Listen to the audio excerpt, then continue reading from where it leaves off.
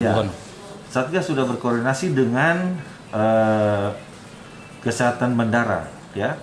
Dan kita ketahui bersama bahwa sampai dengan saat ini pemeriksaan terkait dengan pemberlakuan baik itu persyaratan antigen maupun PCR itu dan juga peduli lindungi ya, itu tetap diberlakukan di bandara.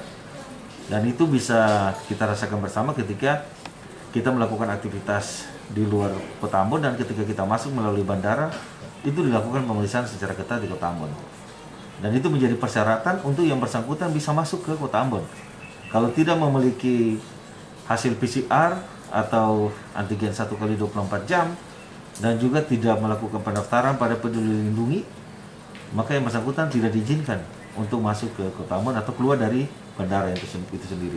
Dan ini masih dilaksanakan sampai dengan saat ini. Terima kasih sudah nonton.